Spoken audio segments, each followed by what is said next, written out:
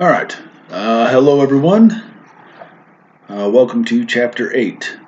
As you can see, today I'm wearing a St. Louis Cardinals hat. You might need to remember that here in a couple of weeks. So I had a Battlehawks hat on, and now I have a Cardinals hat on.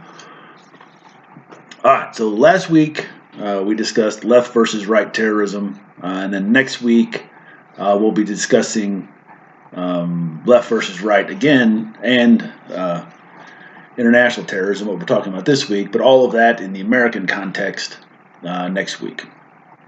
So this week we're going to be talking about international terrorism, and just like last week, I created a PowerPoint for the chapter. So this short video will hit the high points, but should again not take the place of actually reading the chapter or going through the PowerPoint.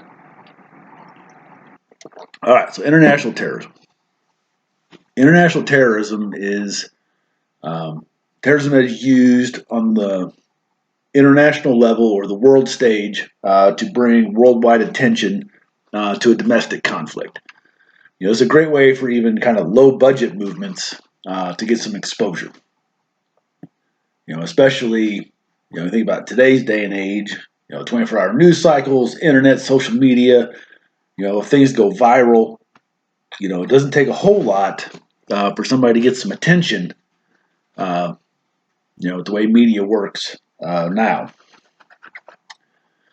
All right, so there's two kind of main important qualities of international terrorism. One is that it's a methodology that's specifically selected by violent extremists and has an identifiable brand of terrorism.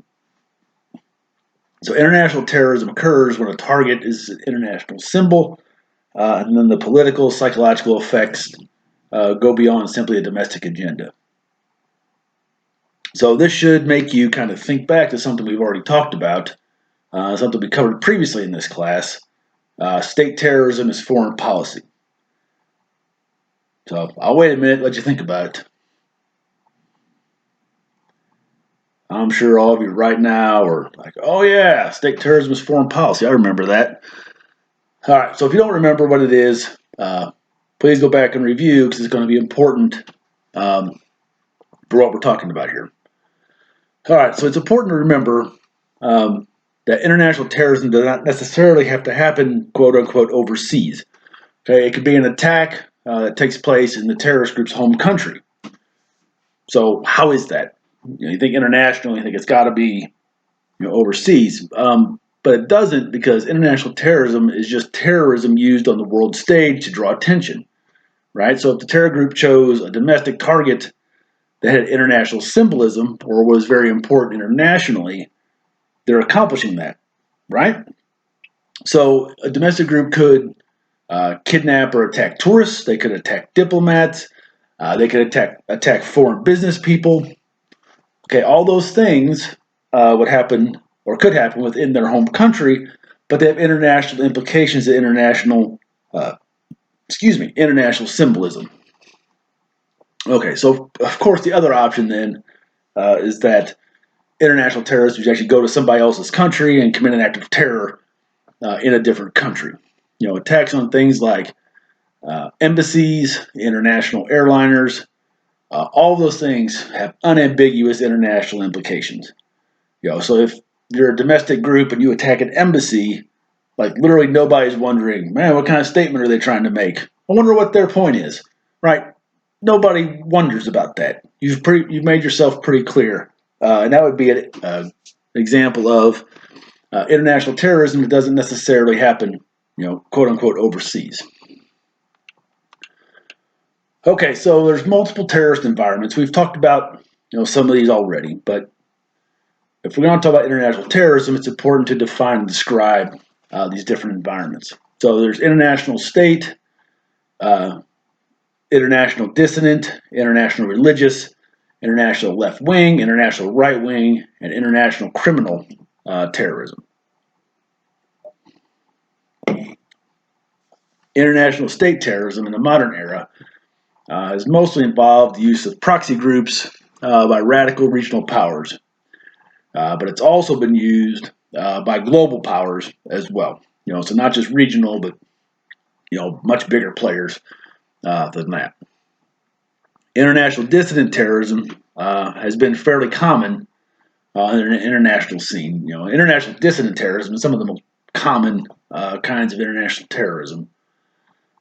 Sometimes the attacks are undertaken to kind of express some solidarity with a movement or group, and other times it's used as an attack on a foreign power. International religious terrorism is probably the form y'all are most familiar with. It's been the type that's been obviously the largest focus since 9/11. International left-wing terrorists were commonly seen during the 1960s through kind of 1980s. They would attack Western quote-unquote imperialist targets in home countries or in other countries. International right-wing terrorism, in contrast to left-wing terrorism. Now, left-wing terrorism isn't super popular or isn't super common all the time, but it was from the 60s to the 80s. But international right-wing terrorism really is not very common because right-wing terrorism, if you remember, is very context-specific. So there's not this kind of overarching ideology that is present internationally. Right-wing groups normally just focus on what's going on in their home countries. So there really isn't a lot of cause for international terrorism on the right side. Similarly, international criminal terrorism is also not very common. If you think about who's doing criminal activity, well, how many of them want to be like, hey, look at us, we're doing criminal stuff over here, like the mafia, like they're not doing that. Cartels, nope. Okay, so if you're a criminal organization, you're not trying to draw attention to yourselves. So you're not trying to do these big international terrorist events, right? So, but I'm not saying it doesn't happen, but it's just not very common.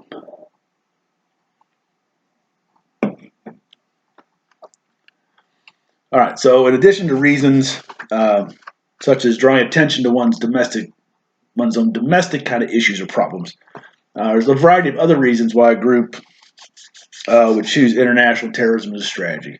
There's ideological reasons, which the book refers to as modern isms. Those are imperialism, neo-colonialism, and Zionism. Don't really have time to go into what each of those are, but make sure you know what each of those are. Next are practical reasons. Practically, it's a highly efficient way to get a lot of publicity for your movement. It also has the possibility of inflicting a large amount of psychological anxiety on a country. And international terrorism also allows groups to secure ransoms, get prison releases, get some things that they want sometimes. So as a practical matter, international terrorism can get people what they want. There's tactical reasons. So learn what the book means by fish swimming in the sea of people, enraging the beast, and liberating violence. Okay, know the differences between those and who the main people are that are associated with each of those. There's also historical reasons. Western countries really historically don't believe that terrorism is an acceptable strategy, but governments in developing worlds or developing countries disagree, and much of that disagreement has to do with history. So throughout history, groups and movements have aligned themselves with other groups and movements. It's a way to pool resources, kind of so to speak, because sometimes they'll participate in attacks together. So because they will kind of do stuff together sometimes, there's kind of this thought that there are these international terrorist networks. So I don't think it's really that far-fetched, to think that there are more of these international terror networks now than there used to be. The internet and technological advancements have really made this pretty feasible, right? No longer are groups or individuals isolated from one another. Really, nobody's isolated from anybody anymore. So there are some conditions that have to be met for there to be international terrorist networks that the book identifies. Make sure you know those. All right, so think about this terrorist networking. Um, so if you think about terrorist networking now, it's going to look a little bit differently than it used to. Okay, if you go back like during the Cold War, you had the United States, you had the Soviet Union, the two big players on the world stage, and they were obviously often at odds on the world stage. So the U.S. accused the Soviet Union of supporting these terrorist groups that would attack the United States or her allies or Western interest or American interest. The Soviets never called those people terrorists. They always referred to them as freedom fighters. Um, they never really denied either that they were supporting some of those groups. And if you look at who those groups attacked, what kind of interests they attacked, it wasn't the Soviet interests were never attacked. It was always Western interests that were attacked. But the Soviet Union was very good at masking their support for these various groups or movements. So really everything was kind of circumstantial. There really wasn't any real hard, solid proof that the Soviet Union was really backing these different groups or really, kind of prodding them to go attack United States interests or Western interests or, their allies or whatever. There really isn't any doubt that they were doing that, though. They had their hand in quite a bit of it during the Cold War, but they were very good at hiding their support, and they never really would admit that. So, what does this sound like? Think back. We've talked about it. All right. All right, so we spent a fair amount of time discussing different terrorist environments. So now I'm going to take a few minutes to discuss some of these international terrorist environments. So these are real generalized types of environments. So the first is the monolithic terrorist environment. And this is an environment that emphasizes state-centered behavior. So it suggests there's a single threat emanating from a single source. The next one is strong multipolar terrorist environments. So in this one, there's still focus on state-centered behavior, but now it presumes that state sponsorship guides terrorist behavior, but that there's now several states or several governments or states supporting different groups. It assumes that there are very few autonomous terrorist groups. Most of them have state sponsor. The next one is a weak multipolar terrorist environment. So now you have the emphasis shifting away from state sponsors toward the terrorist movements themselves or terrorist groups themselves. This kind of environment suggests that terrorist groups are much more autonomous. There's still some state sponsorship, but it's much weaker. Excuse me. All right, then we have cell-based terrorist environments. That's the last one.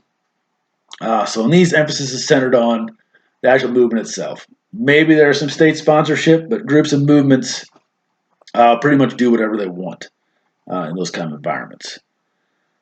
All right, so then the chapter finishes up giving you a whole bunch of examples of international terrorism. We're not going to cover those here. Be sure to review them. Again, be sure you read the book. Be sure you go through the PowerPoint. Be sure you do the assignment for this week. So with that, I'm going to end here for this week. As always, please let me know if you have questions, and I'll see you next week.